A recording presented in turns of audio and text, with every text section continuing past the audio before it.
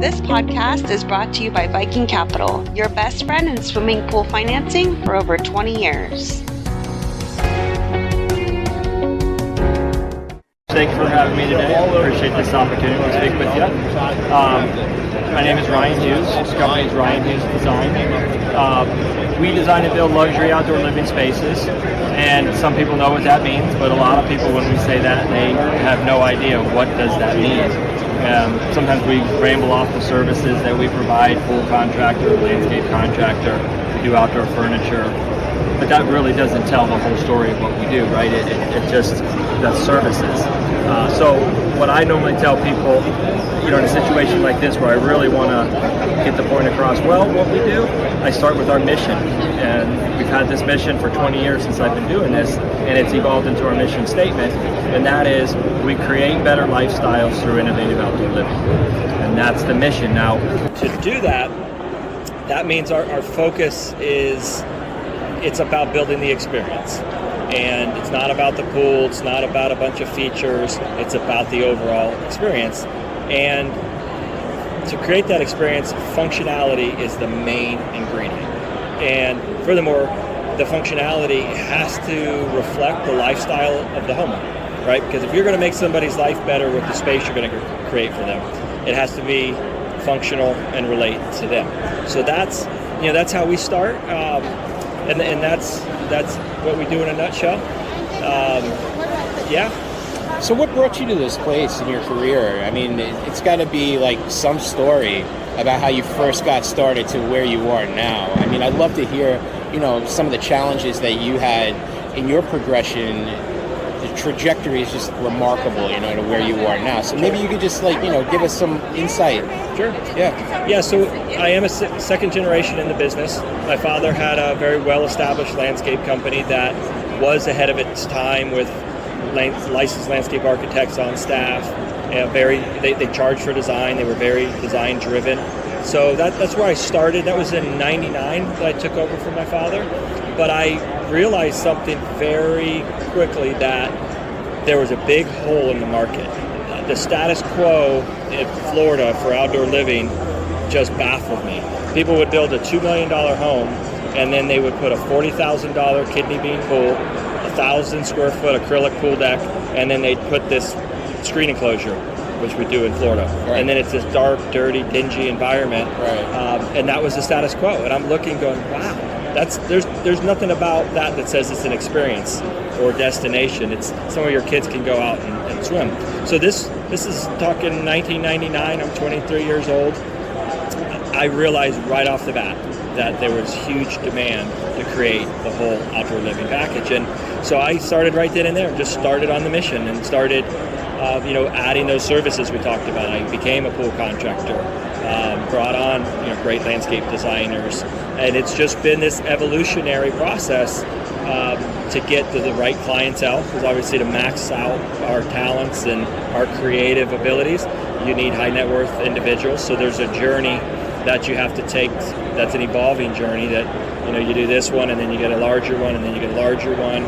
You start to get PR and you get the awards. It starts to feed itself. So it doesn't happen overnight. A lot of people thought it did happen overnight, but it's been essentially 20 years that we've been working on it. But the vision has never changed. It's the same vision from when I was 23 years old.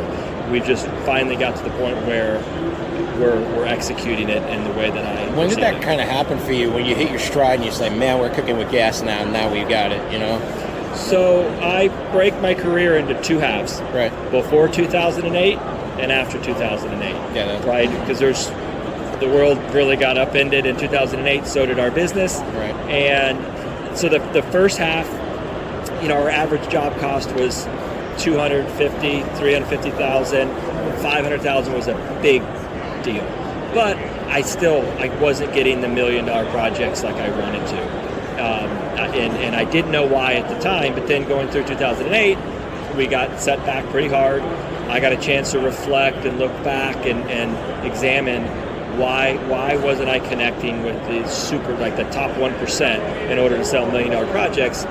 And I realized some of the reasons. One, I wasn't focused on the client experience. I was focused on design and construction and I realized I wasn't focusing on the client experience. I didn't even know what it meant. And I needed to educate myself on how the top 1%, how do they buy, and how do I sell to them so that my designs can get larger. And so I realized that. This was all during that 2008, 2009, and then I also realized something that's probably more important, which was the margin we had to you got to build them profitably, Right, so the margins that I had prior to 2008, I learned either from my father's business or I learned from other people in the industry and said, oh, that's what your margin is? Okay, that sounds good. But if you're trying to do something exceptional, you can't mimic other people. In order to get the $1 million jobs in the first place, you have to create a world-class client experience. Right. And how do you do that? You over-deliver. If you don't have the right margins, you can't over-deliver. Right. So you have to, but that's the number one lesson that I could tell somebody if they want to get into the multi-million-dollar market. You got to have the right margins, and then use those margins. It's not like we're just charging as much as we can and we're greedy. No, we're using and we're reinvesting some of those margins and over-delivering to the client. You're blowing away their expectations. Yeah. There's never been a client that at the end of a project said, you guys were expensive. Never. In fact, they're usually surprised that they got more than they thought they were going to get. Right. But that was only because we had the margin in the job to do that. Yeah. And so that was the gasoline. That was 2010, 11 is when we were rebranding. I repositioned the company. The family business was the Hughes Group. Right. I repositioned as Ryan Hughes Design to create a more personal brand. Yeah. And that helped connect with that demographic I was going after. But learning the client experience, charging the right margins, and how to over-deliver, that was the gasoline. And then since then, the trajectory has been exponential growth. I mean, it's been an explosive last 2 years in terms of like what people want in a pool. I mean, the backyards are getting more elaborate. People are spending more money in their backyard. They're trying to create these immersive resort-style backyards, all right? So, I mean, the last 2 years, all right, as like COVID has kind of limited those options for travel, all right, and where you're going to put those discretionary dollars, all right, homeowners are sinking that back into the backyard. I mean, are you seeing the same in terms of like the demand for your services? I mean, has it just been like, the chains off the door now? Absolutely. Yeah. I mean, the economy already started to heat up, I'd say, in 2017. So we were already preparing for some pretty big growth. So we were ready for it, and then of course COVID hit. We got a little nervous, but I remember sitting with my wife during the I'd say the depths of COVID and saying, do we want to expand or do we want to contract? And we said, let's keep going. Right. And we started recruiting even faster than we were, and then wow, did we time that right? Because then all of a sudden things went the other direction with COVID, and the demand has gone through the roof. And now that's obviously created other challenges with supply chain, finding team members, but we're working through all that as well. But yeah, the demand, COVID has certainly helped the pool industry. Florida is benefiting from it, I'd say, more than even other states, because we don't have as many rules and people are moving down here, left and right. And so yeah, we see this lasting even another 2-3 years at the same level. Yeah, that's what I'm hearing from a lot of people. It's like even the amount of people, like if the economy turned around tomorrow, if this did one thing and the other did the other thing, there's still so many people that wanted a pool over the last few years that weren't able to get a builder or weren't able to find availability on the dig schedule, that there's such a backlog of pent-up demand that, I mean, it's going to carry for probably in the next few years. We've got a 2-year backlog right. to get through what we've already sold, and then the leads are still coming in, and we're up to a 6-month wait time right now. So when someone signs a design contract with us, they're waiting 6 months before we even start the design. Let me ask you a hard question, okay? I mean, there's a lot of guys right now that they're selling well out. They're selling a year out in advance. I mean, that's kind of like, to me, it's kind of like walking a tightrope without a net. All right, you don't know what prices are going to be. You don't know if manufacturers or distributors are going to be able to have the products that you want in stock. There's problems with shipping containers. There's problems with logistics. There's problems with just being able to push out material from the factories because, we're still in the COVID vacuum where, there's not enough people to work in the factories to produce materials. I mean, from where you're standing, all right, I mean, do you think that you can feasibly sell a pool a year out and be able to have expectation that those prices are going to be the same by the time you actually get to dig that pool? We do, but before I tell you why, I will say though, in the early parts of 2021, we were victim to price increases, and we do fixed cost contracts with our clients, so we had to honor them. But because I keep the margins high, I was able to honor them. So I didn't go back to a single client and say we're over budget, we need more money, because that would have broken everything back down. So there was 6 months and probably 8 or 9 projects that we did for practice because the margins, they crushed us. But it looks like costs are stabilizing now. I don't see as many cost increases, but we're doing some creative things now. With every challenge, there's always an opportunity. And one of the things my father taught me, because he went through the inflation in the 70s, and he said, if inflation ever hits you, buy inventory. So what we're doing, we just bought a very large warehouse, and we're buying, I was just talking to Jandy, we're buying as many pumps as we can put in the warehouse. We're putting as many heaters as we can in the warehouse. No, it still happened this summer, yeah. It's still, yeah. So if things keep going up in price, we'll actually make money off of it because we're buying it at today's prices. So if inflation keeps going, we're somewhat hedging that with our practices. Well, it's not like you're not going to use the equipment anyway. Oh, no. We can project these next 2 years what we're going to build. So, I think it's, fixed cost in this environment is risky.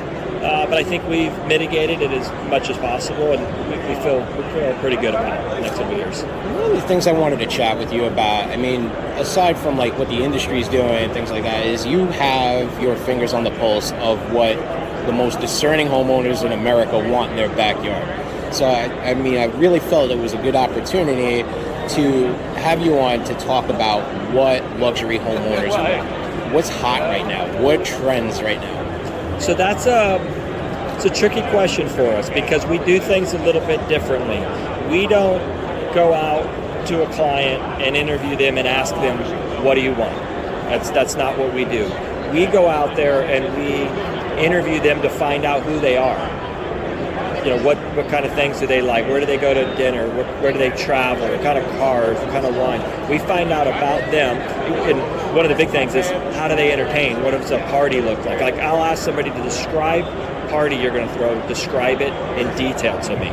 And so we're asking them who they are, and then we tell them what they want. So no one comes and says, yes, I'd like vanishing edge pool with a side of fire bowls and some They just don't know. Yeah. They don't know. Right. And maybe what they're asking for doesn't even fit their lifestyle. So we're very in touch with the trends, but it's our job to tell them what is applicable for their projects. It's like going in for a finely tailored custom suit. Exactly. Yeah. Exactly. But there, I can say, on our end, acrylic windows, we're having a lot of fun with that. All glass tile mosaics. We're able to, I'd say 60% of our pools now are all glass tile interiors. That's been pretty fun. Again, it's us trying to figure out which elements contribute to that lifestyle component, right? And so if someone's looking for the over-the-top party environment, there's going to be more fire, there's going to be more of the color-changing LED lights, the acrylic windows come into play, but it all depends on the client. Well, you're known for these resort-style pools. I saw the photos that Jimmy Smith took of this 10,000 square foot backyard that you did, and the segment that you had on HGTV's Best Pools Ever. What I love about that backyard, other than the spectacular pool and the tile work, is the way you master these different elevations and creating a cohesive backyard space when you have all of these challenging elevation changes is very, very difficult. It takes some artistry to do that. What would you say is the most challenging aspect of that pool that you built? To me, it looks like I look at that cantilevered spa, it's like 50,000 pounds, it's sitting up there, it's suspended. That to me looks like the most difficult aspect of that job. But maybe you could walk me through. Definitely the most stressful part of the job.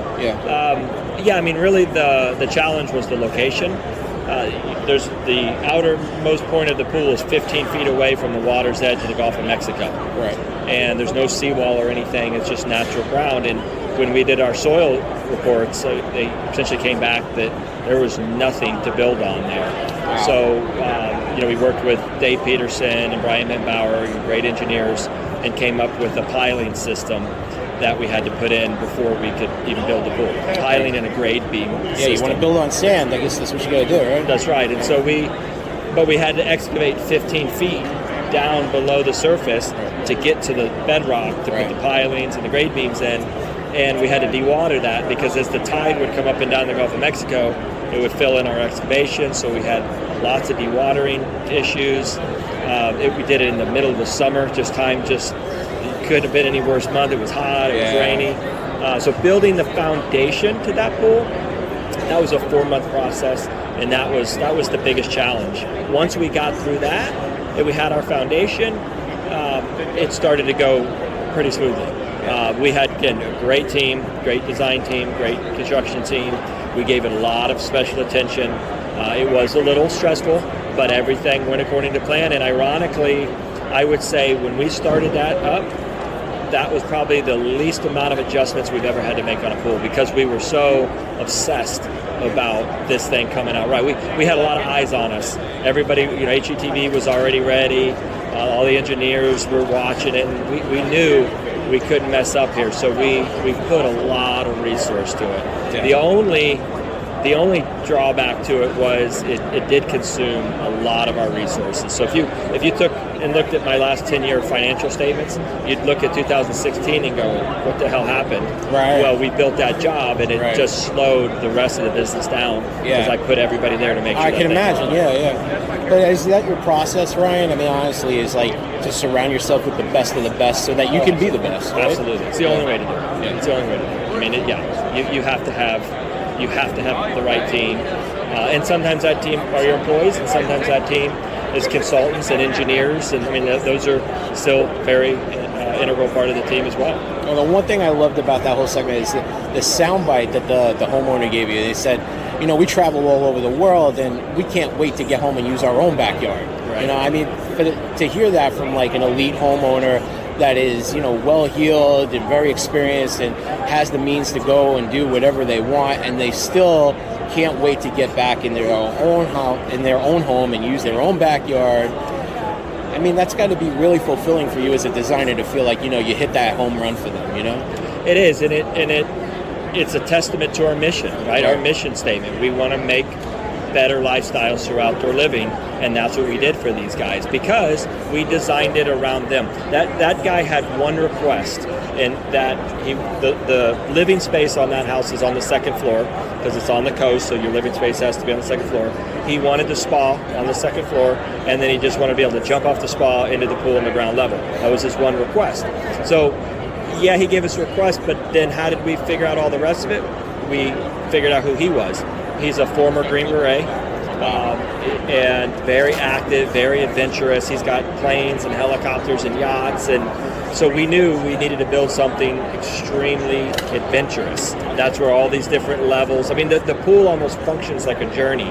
You go from one pool to the next pool, and then you kind of go all the way down to the end, and you've got this really cool pavilion where the fire pit and everything built into it. And so, I think that we fulfilled our mission. We created a better lifestyle for him based on listening to him and his lifestyle and weaving that into that project. Well, that's what your designs do, is they bring the wow factor while hitting all the notes for the homeowner that are personal to them. That's it. I mean, the fire features that you chose to incorporate into the backyard are particularly sophisticated and contemporary. I mean, what other features do you think really create that resort-style atmosphere that homeowners want in their backyard these days? I mean, atmosphere is a good word because that's part of what we're trying to do is we're trying to create a feel. To make something an experience, you're creating a feel. A lot of people talk about architecture and art, but what's the result? It's about a feel. When you go to a really cool restaurant, you don't go, wow, this architecture in here. No, you go, wow, this atmosphere is amazing. Same thing with a boutique hotel. If you're going to go spend thousands of dollars on a hotel room at a boutique hotel, you're normally not talking about the architecture, you're talking about the feel and the vibe. So those elements, that's what we're trying to do, create that vibe, that feel. And so fire, fire, water, obviously, that's in most of our projects one way, shape, or form. that one was a little bit more over the top because the homeowner was more over the top. I mean, if you met the guy, well, that's you catering to his personality. Exactly, and his type of parties. I mean, they filmed a country music video there since that's been finished. Awesome. They've had multiple weddings there, and so we knew that, and that's where all the lighting, it's got that LED lighting system where we worked with PAL Lighting for the first time because they were one of the only lighting manufacturers that could give us a 4-wire RGBW light that could be connected to DMX, because he wanted a DMX controller. He did not just want your Jandy 10 colors. He wanted to be able to have any color show he wanted, and so we did that DMX. And you can literally, when the country music video was being filmed, they had the music playing into the pool lights, and the pool lights were moving to the music. And again, so the features, they're all based around the client, their personality. Everybody always thinks, they're like, Ryan, you build some over-the-top projects. You're way out there. And I'm like, well, no, it's more I'm attracting a client who's over the top and likes wow factor. Well, they know who they're looking for. And they're finding us because of that. Right. So we do have a signature for that. Right. But it's not, that wouldn't be my personal backyard, but I deliver it for a client that wants it, and I'm all for it, because if they use it and it makes them happy, we're all for it. I mean, landscape architecture and the flow of that outdoor environment are crucial when you're planning a luxury pool and backyard space. How do you approach the process of adding elements that are going to bring excitement to the backyard while still achieving like a really harmonious flow from one area to the other, and planning like multi-purpose space usage in the backyard? I mean, like, you can't just have like this overall the top swimming pool, all right, and then that's it. I mean, you have to have the rest of the components to make it a complete backyard, Right. So, going back to, like I said, our mission, creating a better lifestyle and functionality being the key ingredient, we start with functionality. And we don't even really start with the swimming pool design. We start with the overall space planning, and we create the destinations. So we say, okay, we're going to have a lounge destination here, we're going to have a social fire pit here, we're going to have an outdoor kitchen and a dining scenario over here. We're mapping that out before we even start to conceptualize what the pool's going to look like. Where a lot of people do it differently. A lot of people do the pool, and then they figure out what goes around it. Well, that limits you. So in a situation like this, landscape architecture, that's where that comes in handy, because we're focusing on that first, and then we are working a pool design within it.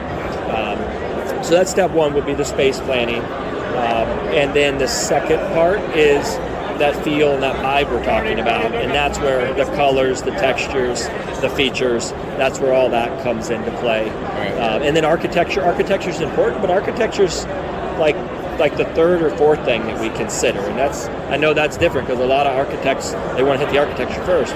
We want to hit the functionality first. Functionality, vibe, feel, and then the architecture. I mean, architecture's important. Proportion, balance, all that, it's super important. Balancing that form and function, Yes, all that's important, but it's worthless without functionality. And so that's how we start. Yeah, I mean, bridging that gap between form and function is something that a lot of pool designers struggle with. I mean, your backyards in particular show like a mastery at this. What advice would you give for other designers that are looking to elevate their design plans and want to design at the Ryan Hughes level, Yeah, I mean, for one, you've got to experience it. You've got to live it. So one of the things my wife and I love to do, we travel to as many boutique hotels as we can, because boutique hotels tend to do this well. And so we'll sit in the lobby and we'll absorb the different textures, the sounds, the way things feel, and do the same thing with their pool environments. And so traveling, exposing yourself, you've gotta be a master at translating that customer's lifestyle into that design. And if you're not exposed to all those options, you're not going to really have the ability to do that. So I would say that could be one. The second thing could be approach it from a space planning perspective. Everybody's trained, I should say they're trained, but they're predisposed. Let's start with the pool, and then let's do the deck, and then that's to me that's backwards. Start with the space planning. Figure out what the destinations are going to be. What size kitchen do they need? What size pavilion do they need? Figure all those things out first, and approach it differently. I would say would be the number one thing I could. That's great advice. Are you working on any exciting projects right now that you want to talk to us about? Anything that you got coming up in 2022 that you'd like to tell our readers about? Yeah, we got a bunch. We have, we've recently expanded over to the Orlando market. Yeah. And we are got a couple big lazy rivers over there. Our average lazy river is around 200 feet. This one that we're doing is 300 foot long. And we've just done some really interesting water features. We have a cantilever pavilion that goes over the river, and as you go through the river, there's a water column that Crystal Fountain manufactured for us. It's going to put 500 gallons a minute of water down on you as you tube through it. It's awesome. Really amazing lighting. Yeah. All the features. This is another client that I would categorize as an over-the-top client. And so it's got the acrylic, it's got fire, it's got water. Has everything we have just on steroids. It's huge. There's 4 pools on the property. This is residential. So there's that one's going to be really cool. There's an indoor pool that we're doing. It's a 100-foot lap pool inside of the house, and adjacent to it is a koi pond that runs the entire length, separated only by acrylic. So you're literally going to be swimming laps in the pool with the fish swimming with you. Yeah, that's awesome. Some cool stuff there. Yeah. And just a lot of next level on the size and the scale. Our average job cost, as I was telling you before 08, was in that 250, 350 range. Our average job cost now is about 1.5 million. All these projects I'm describing in Orlando are $3, $4, $5 million residential projects. So the size and the scale have really gotten fun. What's your availability to take on projects for next year? What's your average lead time right now? First thing you do is you hire us as your designer. Right. And we have you fill out a design retainer. You pay for that up front, and that basically gets you on our waiting list. We call it our waiting room. That's a 6-month lead time from the time you sign up till we can actually start doing the design. Once we start the design, that's usually anywhere from 30 to 60 days to complete the design, get through contracting, and get you signed up for construction. Then we go into finished and permitting. We're ready to build. So it's a 6-month lead time, but construction keeps up with our design backlog, and we're always growing and scaling. We're trying to upsize the team to keep up with demand. Well, you heard it here. You got a 6-month wait if you want to work with Brian Hughes, but he's worth the wait. So, Brian, thank you so much for stopping by. We are looking forward to seeing what's coming out of your design studio in 2020. That's all the time we have today. A big thank you to our sponsors, Viking Capital. They're partnering with pool builders to get homeowners the financing they need in real time and helping them close more pool sales. Make sure to subscribe and join us next time on another episode of Pool Magazine Podcast.